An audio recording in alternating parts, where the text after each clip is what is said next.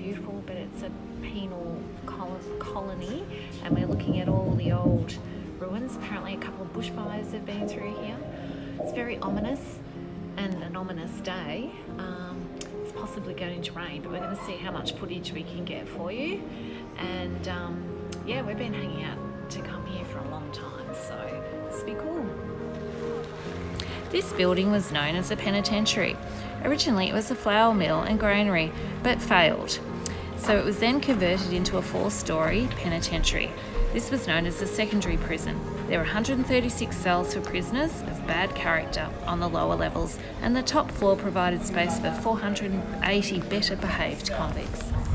So this is actually the size of a cell right here. You can't sum up more if you want, don't worry about that.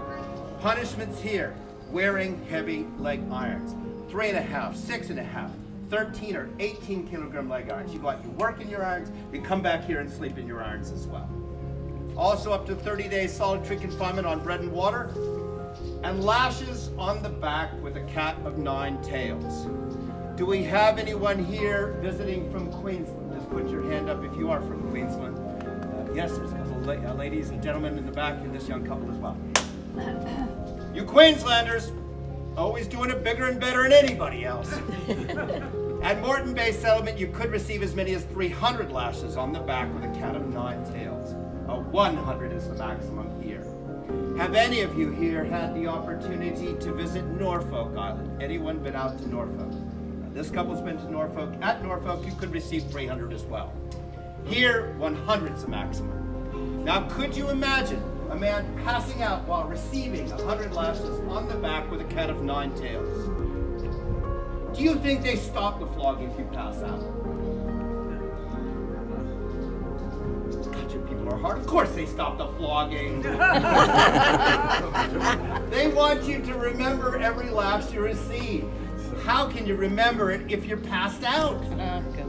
That's why they have a saltwater bath nearby to throw the prisoner into to revive him. I would not state in that prisoner's best interest. Now the doctor, he must be there by law. If he's seeing to another patient, if he's seeing to a woman's pregnancy, they've got to put it off. He's got to be there. He could stop the flogging immediately. Convicts and convictism run Van Diemen's Land for the first 50 years. You don't want to kill the goose that laid the golden egg. But what he could say, and sometimes did say, was let the man be flogged on fresh skin. What does that entail? They take him down to the dockyards, work him up to his neck in salt water for 8 to 12 weeks until his back is rehealed. Then they bring him up on a Sunday morning before church. I don't know what you're trying to tell him with that one. They say he's had 37 of his 50 lashes, and they continue with 38 to make sure you get the full 50 all those weeks later. Sometimes you are shorted with food, sometimes with rest, rarely with punishments. Now this building was built 1842 to 45 as a flour mill and granary.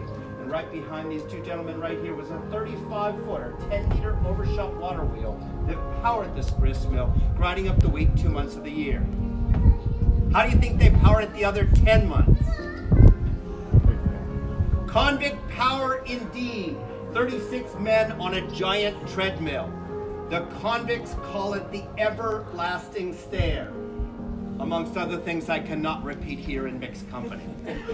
Now many of you would have quickly recognized I don't have a natural southern Tasmanian accent. No, I'm not from Launceston. I'm originally from California. Where I lived in California, people pay good money, 30 minutes, an hour a day, to get on something called a stairmaster. Like they're climbing stairs. These guys are getting to do it for 6 to 8 hours a day for free. So would they be fit? You'd think, but they couldn't take in enough calories to what they're expending, so they would feel run down after only 1 or 2 days of being on this dreaded treadmill. Now wheat doesn't grow well down here, so they shut it down as a grist mill in 1850, 5 years later. But they know something's coming. What island had this couple right here visited? Norfolk. They're closing Norfolk Island 1853 to 54, and they bring here the 112 worst prisoners. The ones that one commandant calls the lions of the settlement. And that is why they build here 136 individual small cells for the worst of the worst prisoners. These are the cages for the lions. Many of these men on the bottom floor, they're wearing 13-kilogram irons. Second floor, 6.5-kilogram irons. Now you're a very tall fellow. What's your name, sir? Alistair. Alistair. Alistair, do you see the two metal hooks there? I do. That's where the hammock comes across. But guess what, Alistair? You're simply too tall. Average height of a convict is 5'3". You're gonna have to learn to curl up. Yes, sir. One side of the cell, Alistair, has a toilet bucket, one side has a water bucket. Please don't confuse those two. Over here is a small shelf for the Bible. Every cell has a Bible in it, whether you can read or not. Now, Alistair, you look like a better class of convict. That's a compliment, sir. You, sir, better class of convict, you, sir, definitely. I'm not sure about you. Did you ever have to share a room with a brother? No, he did not. How about you, sir? I did. Yes, Alistair? No. No, he didn't. Yeah. These two have previous experience. These two will learn. Sharing the top floor of the building with 347 brothers of other mothers.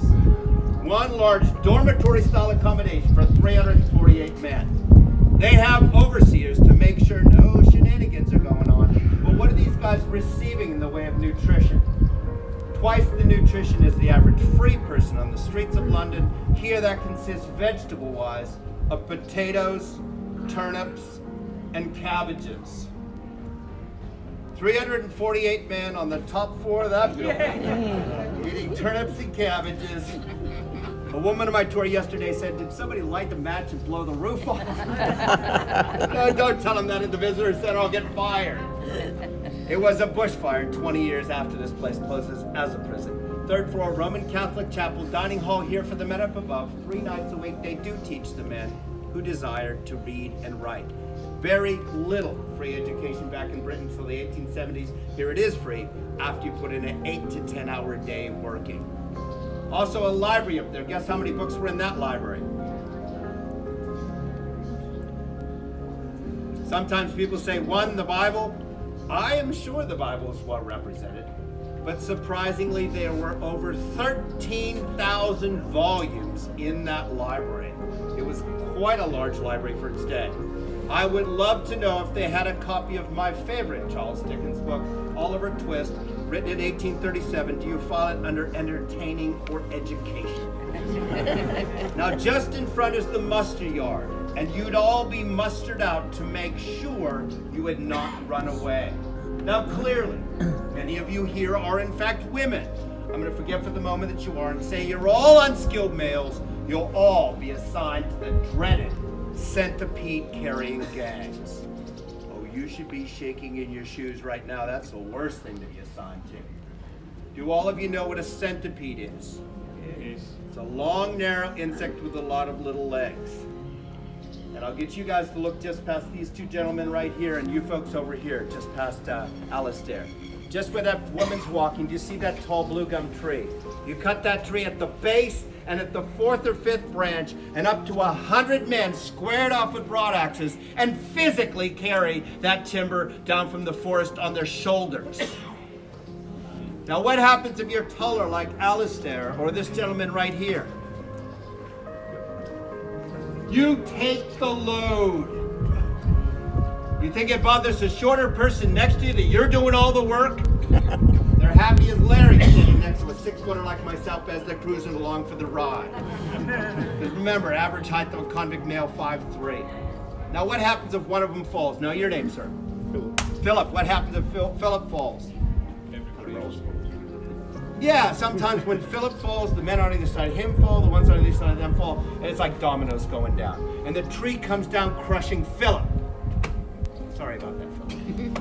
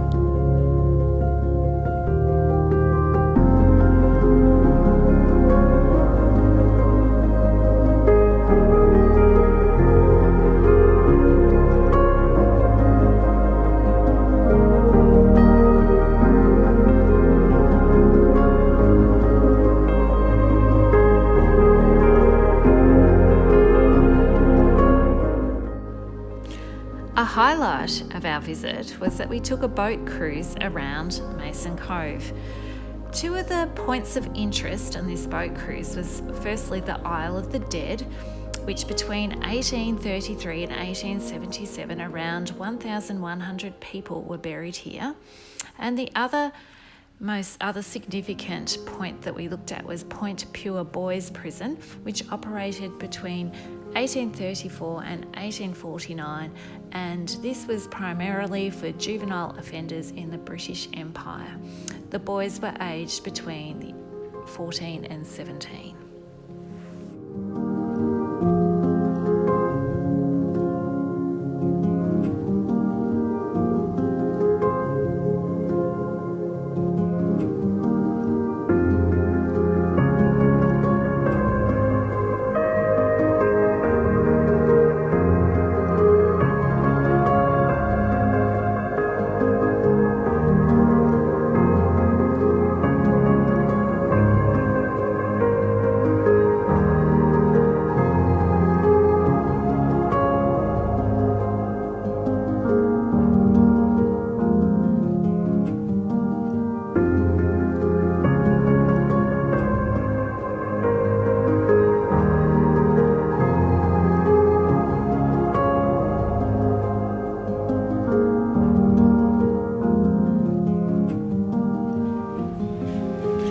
Here we are touring what is called, or what is known as, the Separate Prison, which was built on the edge of the settlement.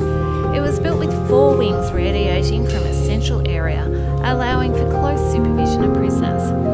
It was a pretty tough life. Apparently each man was assigned a number, and his name was no longer spoken. Prison wardens constantly checked on prisoners through the peepholes that we can see as we're touring around. 23 hours a day was spent in these tiny cells. That remaining hour that the prisoners had was broken up into a mixture of spending time in the chapel, cleaning duty, and a tiny little bit of exercise. Each new arrival spent 4 to 12 months in the separate prison before being assigned to work outside of the settlement. The building was almost destroyed by bushfire in 1895 and was restored in 2008 to 2011.